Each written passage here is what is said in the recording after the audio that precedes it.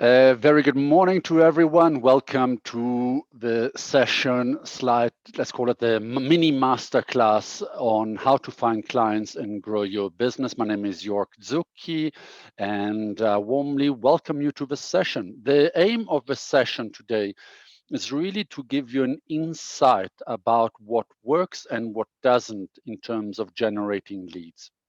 I've done a lot of work around the world. I have worked on a number of initiatives that support entrepreneurs in over 83 countries. I used to be a banker, worked for Goldman Sachs, funny enough, in London for many years. And in the work that I do with entrepreneurship ecosystem, we've learned a lot about what leads towards success and what slows down a small business ability to grow. And so today, what I'm going to share with you is really the lessons and the insights that we've gained through our work of supporting entrepreneurs and startups so that you can apply them to your own benefit in a very practical way immediately. All the tips and knowledge, resources, tools, and insight that I'm going to give you today are completely free of charge. There's no hook. There's no expectation you to buy anything from anybody. You don't need to download an app. You don't need to buy a service. It's all around the science of access to market. And this is where we kick off. Access to markets is really a very fancy way of having to find clients. That's a lot of people, especially startups, early day businesses, and professional service providers, lawyers, doctors, accountants, auditors, and the likes, struggle, especially in the beginning, to get a name for themselves, to get enough of their feet in other people's doors that they start getting leads and people calling to buy their product or their services. Hence why we call it access to markets. Now, here's something quite interesting. The access to markets challenge is fundamentally an access to networks challenge. What I mean by that is when you belong to a network, whether it's your high school alumni, whether it's your university, whether it's your co-working space or the neighborhood in which you work in, or it doesn't matter which one. When you are part of that network, you don't have a foot in the door of another network where opportunities are being discussed. Let me give you a practical example. You're an interior designer and you're sitting in your bubble of friends and connections, and somebody in another network is actually having a chat around redesigning a hotel lobby. Now, if you were able to put your ears to be top of mind in that network, you'll stand a much likelier chance to either put your hand up and say, hey, everybody, I can offer my services or products, or for others to say, well, if we're looking for an interior designer, Ellie, Susan, Mike, whoever is top of mind, why don't we also call them? Hence the access to networks challenge. The good news, it's incredibly easy in these COVID and post-COVID days to get a foot in other people's networks. So I'm going to share with you some practical things that you can do immediately to break the ice, to open doors, and to start generating leads. So the first one, and perhaps the most important one, it may sound like a cliche, but it is simple as knowing what it is you solve. Let me give you a practical example. A lot of people are website developers. If I went to somebody and said, hi, I'm a website developer, their eyes would probably roll and they would probably yawn. But if I was more specific, hi, I help small shop owners to go online and generate more money. Now, that's a far different proposition than being a website developer. I still use my website development tools, but I am now selling what I solve. So, what is it that you are solving in your business? And I saw that there's fellow panelists and speakers in other sessions that talk about this. I invite you to really have a think of what it is that you solve and put it into one sentence, a tiny little sentence. And what you're going to do with the sentence is as follows. If you're like most people, you probably between 20 and 30 emails every day. That's hundreds, if not thousands of emails every month, whether it's to friends, an update, a calendar invite, to your bank, to your supplier, to whoever. Now imagine every single one of those emails is an opportunity for you to remind the recipient of that email about what you solve. What happens when you do that? Remember, it's a once-off effort. Every signature automatically has, and you can do it a beautiful fancy banner. There's lots of free tools on the internet. But now every email that you send is a lead generation opportunity. You are helping somebody to understand when they have to call you. You're helping somebody to understand when they can refer somebody to you. And this is the problem in this day and age. We want to be important because, yeah, at the end of the day, it's nice to sound important. So we put all these fancy titles, elegant logos, important sounding terms, but that doesn't make clients understand really what it is that we do. So I invite you today to demystify what you do. Position it in a way that it makes it incredibly easy to say, is that what you do? I need to call you. You don't want to receive 1,000 replies from people who are unsure if you're the right person. You want to have 30 qualified replies from people who say, I saw your description, I need to talk to you. We're currently working on a project. Very good. The same description at the bottom of your email signature should be at the top of your LinkedIn, Facebook, Twitter, TikTok, whatever platform you prefer, Instagram and the likes, even your business cards. I invite you to consider, you remember the LinkedIn page? When you go to a LinkedIn page, right at the top, there's a banner. And in most cases, that banner is either empty or it has a pretty neutral looking picture. I invite you to take that signature of your emails, the what do you solve? Use a tool like canva.com, which is a free tool to edit photos and text, or any tool that you like. Search for LinkedIn banners. You'll find lots of free templates. Find a picture that really gives an example of what you do. If you do gardening service, maybe have a picture of you creating magical atmosphere. If you do interior designs for shops, if you do incredible practical business furniture for people working from home, whatever the case, use real life examples of the work that you do. Put there what you solve. And now I'm going to show you just now why that is so crucial. But every time now somebody visits your LinkedIn page, your Facebook page, even if it's friends, you may have 100, 500, 5,000, it doesn't matter, Facebook friends.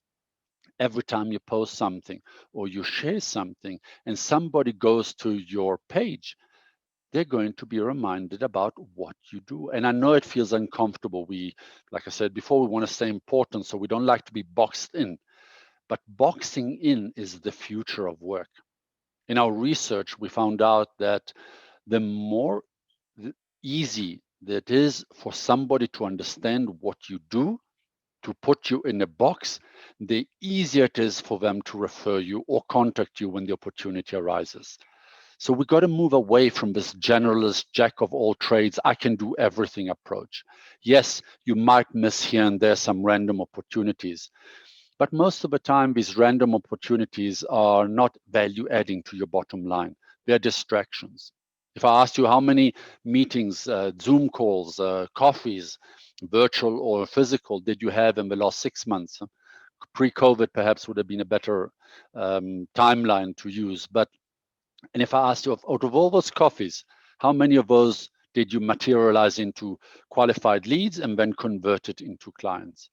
And if you're like most entrepreneurs, like most business owners, and you probably wasted much more than you made. So I invite you to go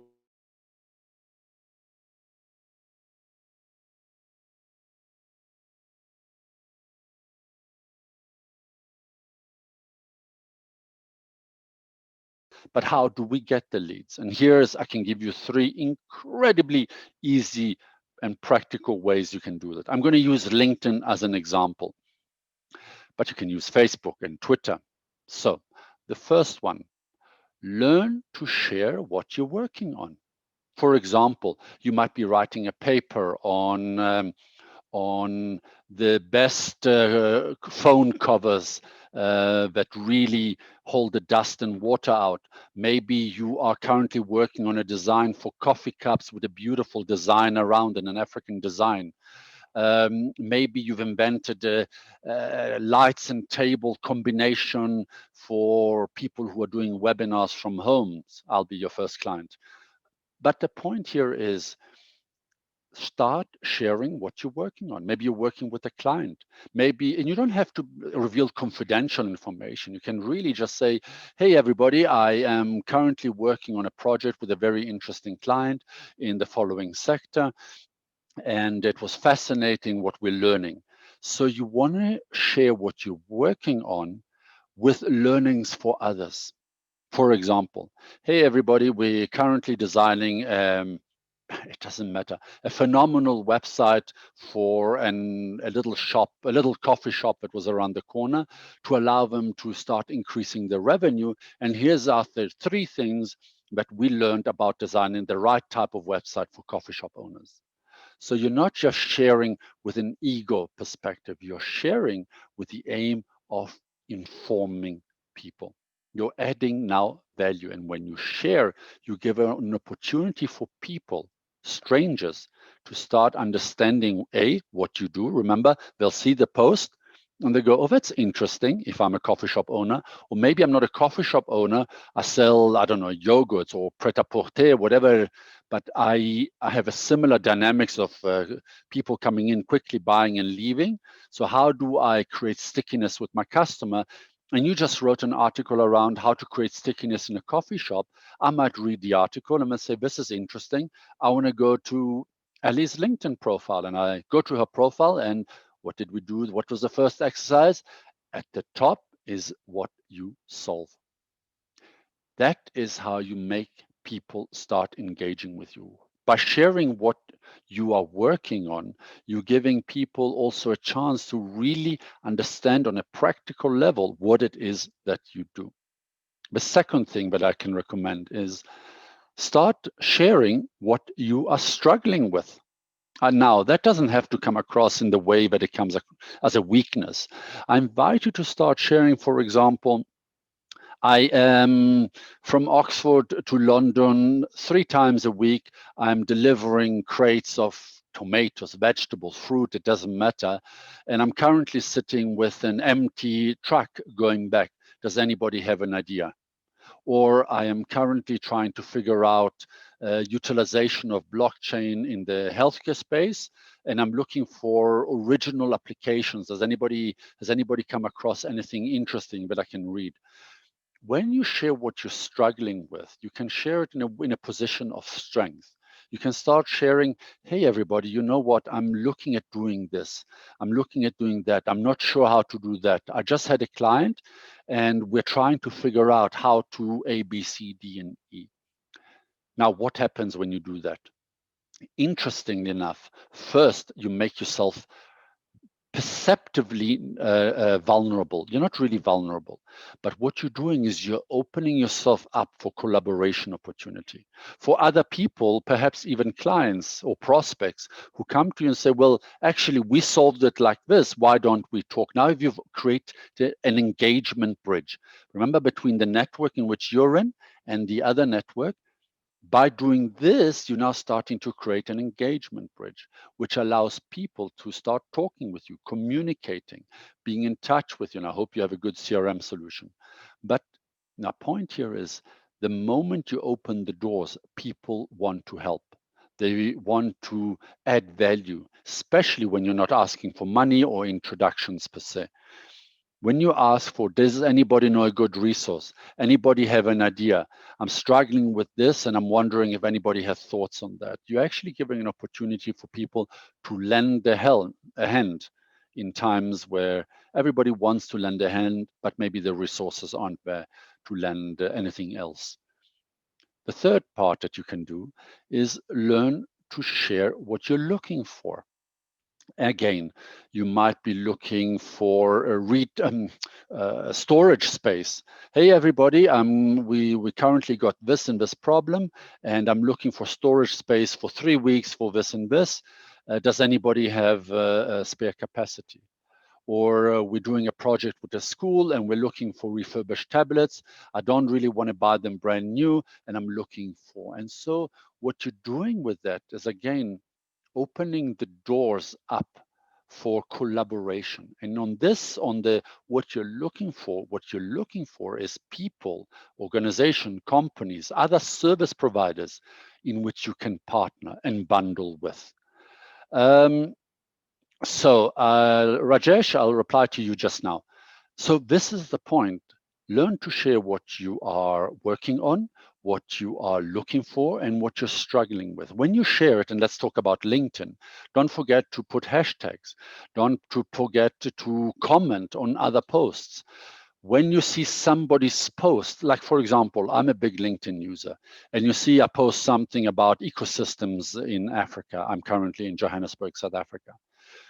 You might comment, but don't just comment, hey, great post. Say, hey, this is an interesting realization that you shared. It actually fits with the project that we were doing a few years ago, a few months ago with a client of ours. Now, when you do that, I will look at your comment and I start saying, oh, wow, you actually worked in a similar space as well. Maybe I should reach out to you and start a chat. You know, comes also to Rajesh's question. He's saying, I think you guys and girls can see all the questions, so I'm not going to read the thing in all detail. But clearly, he has many years of experience. But how do you stand out from all the other coaches and consultants out there? And in this day and age, actually, I suppose the question goes actually a little bit deeper is, in any business, how do you stand away from your competitors? I can give you a couple of tips. These are subjective tips. I sit on the board of a number of funds. We invest in startups for the government. And so this competitive advantage issue comes up often.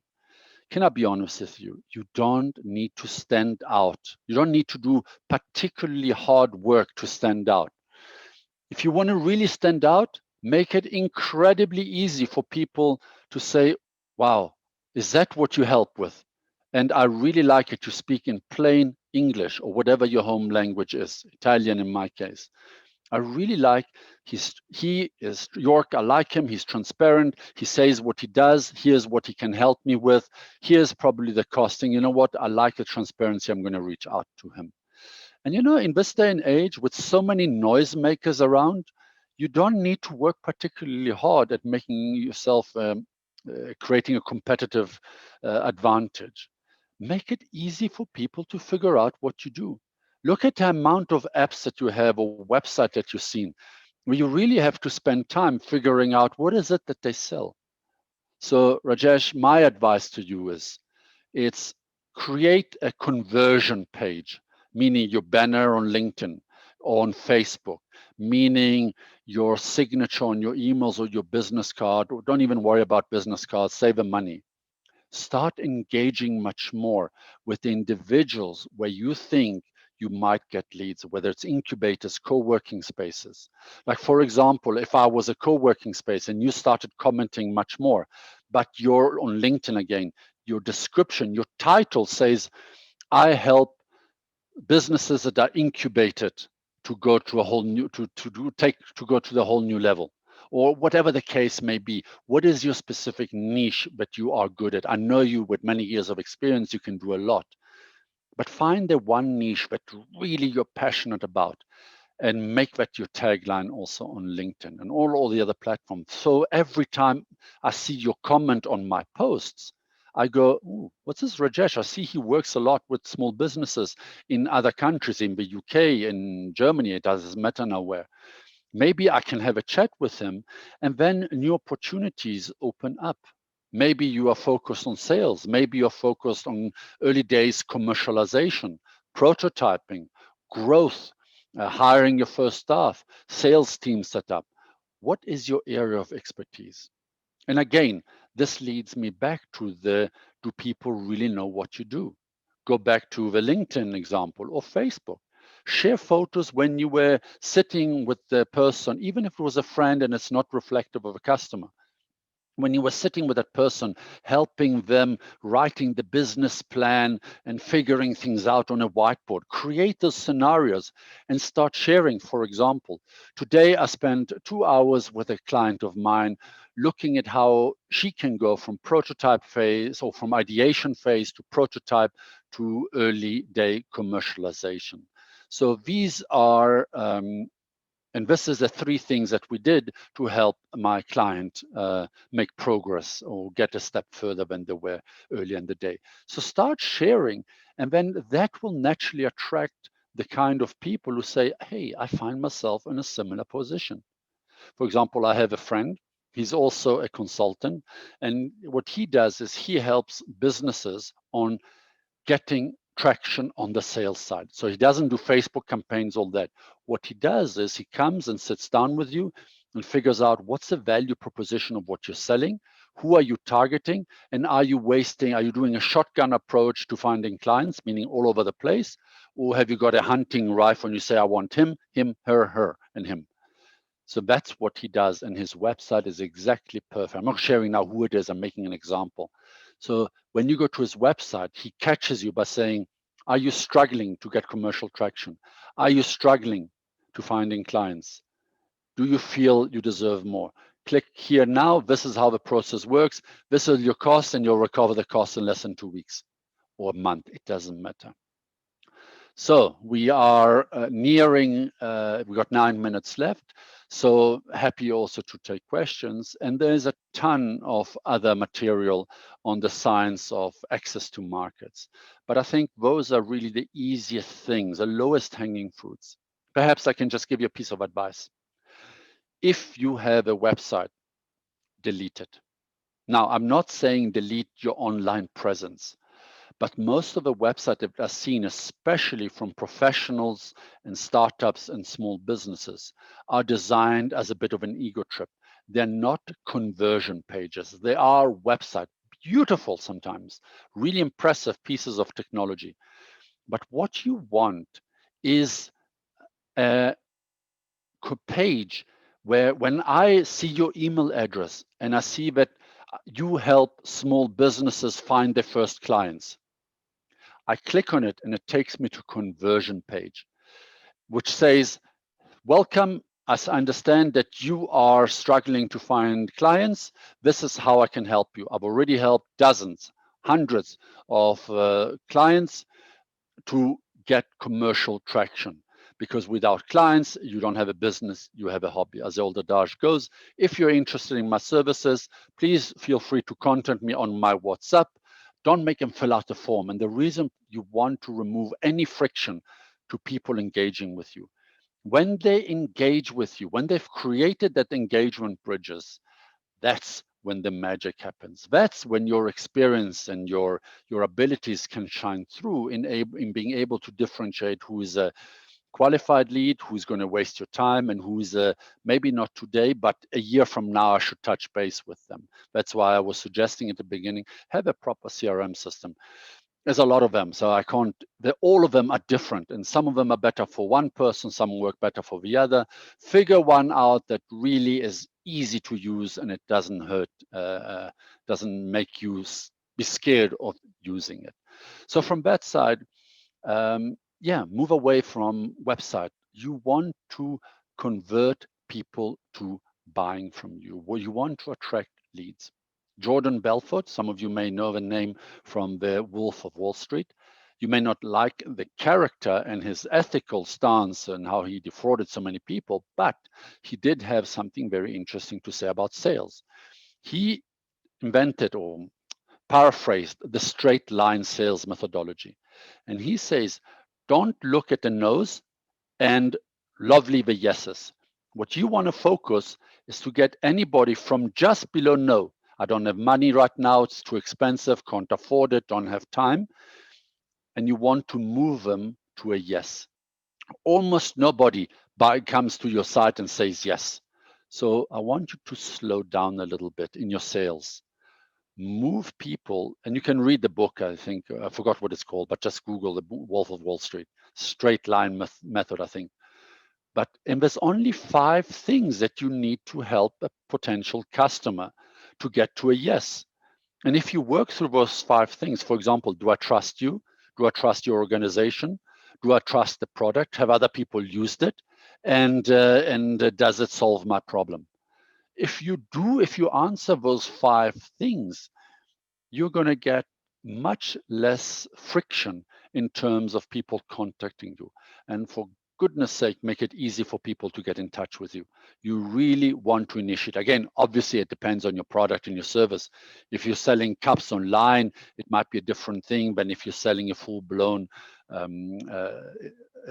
customer consulting. But I really encourage you to start opening up your what is on your table. Start sharing what you're working on, what you're looking for, and what you're struggling with. Start commenting on people's posts, not in the nice thing or thanks for sharing. Put comments that advertise for you. Because here's what happens. If you post on my comment, if I posted something and you make a comment on my post, on my LinkedIn post, I've got something like 20,000 connections.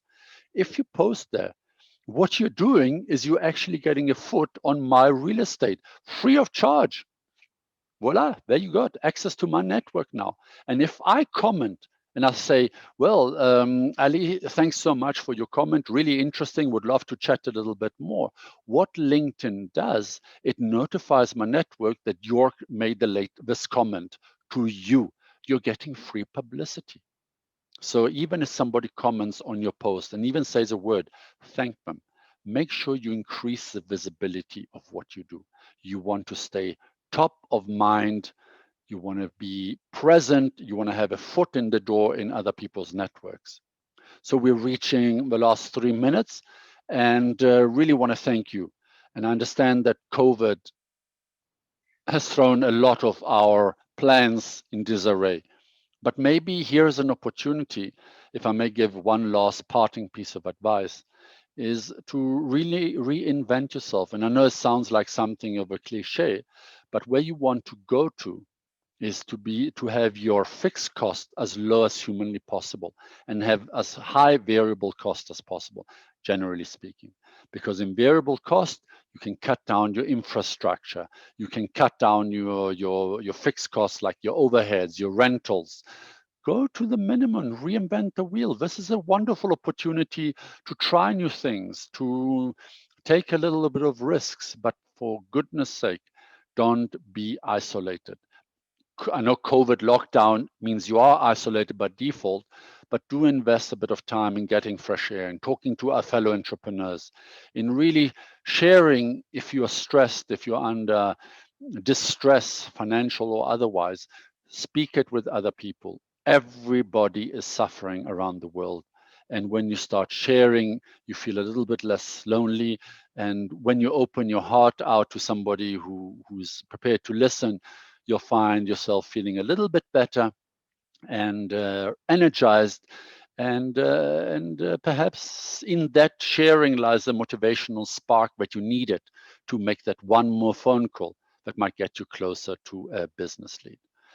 So thank you very much, everybody, for watching, for investing your time into this webinar. And remember that entrepreneurs are neither born nor made. Entrepreneurs are panel beaten. And on that note, thank you very much.